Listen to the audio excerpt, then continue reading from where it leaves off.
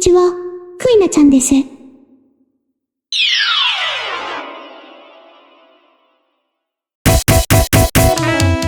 改めまして、皆さんこんにちは、クイナちゃんです。今回は自己紹介をしたいと思ったのですが、よく考えたら自己紹介をするほどの個性がありませんでした。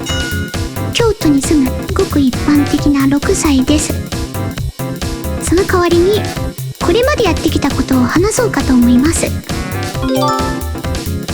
最初は Twitter という SNS があって、そこでの活動から始めました。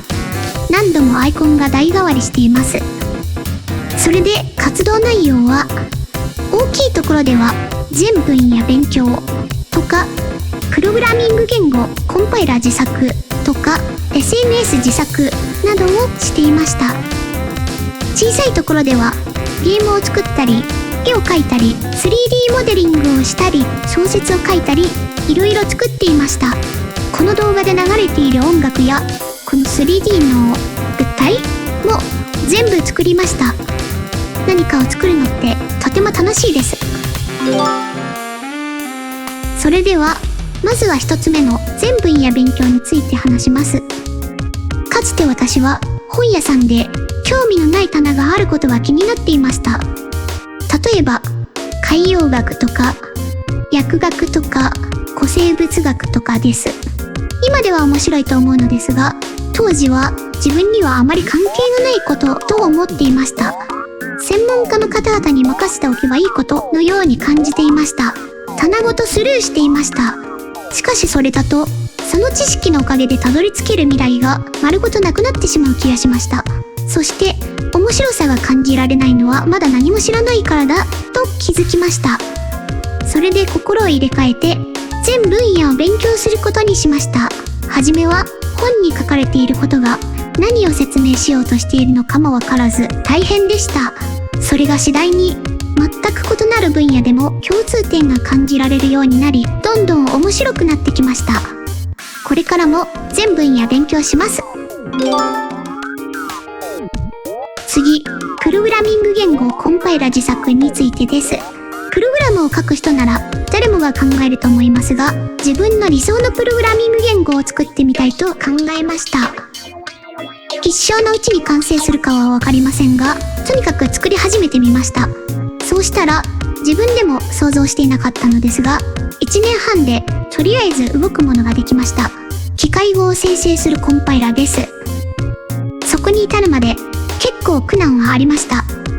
具体的には CPU マニュアルという分厚い資料と既存のコンパイラが生成する機械語を見ながら、自分のコンパイラがこれを生成できればゴールと考えて試行錯誤しました。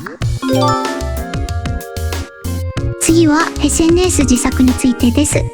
先ほども言いましたが、Twitter という SNS で活動していました。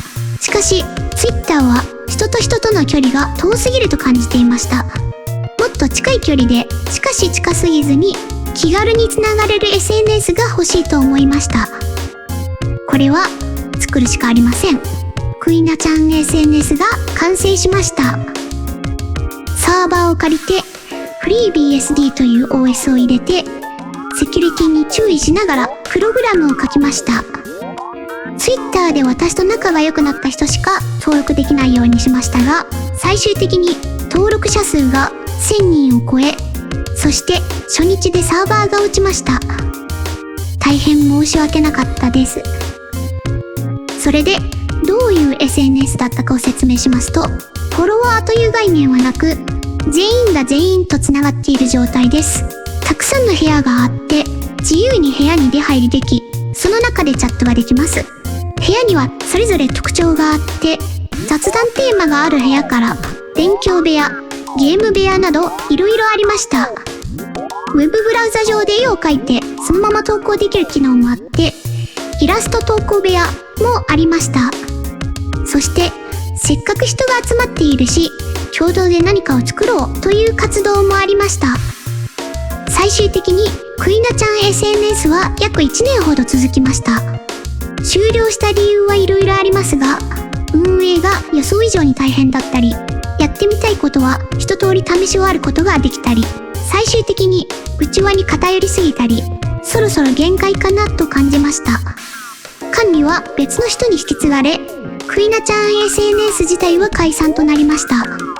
ただ、ここで学んだことは非常に多く、私の人生の転換点になりました。さて、今までにやってきたことをいろいろと概説してきましたが、最後に今後の活動についても大まかなイメージを話そうと思います。今の時代、世にある知識は膨大すぎて、一人が抱えられる知識は限られるため、人々はそれぞれ自分の専門分野を持って役割分担をしているという常識があります。しかし、一人で全分野の知識を抱えることが不可能という常識は本当なのか、どこに限界があるのかをちゃんと検証した人は少ないと思います。そこで私はこれからも全分野の勉強を重ねていき、そしてそれによって初めて得られる視点を駆使して今までにない新しい作品が生み出せたらと考えています。私の夢はあらゆる分野を勉強して全知全能になった後で、その知識の全てをあなたの脳に流し込むことです。頑張りますので見守っていてください。それでは今日はこのくらいでおしまいです。私は世界のどこかに居続けるので、あなたが望むならまた会えます。バイバーイ。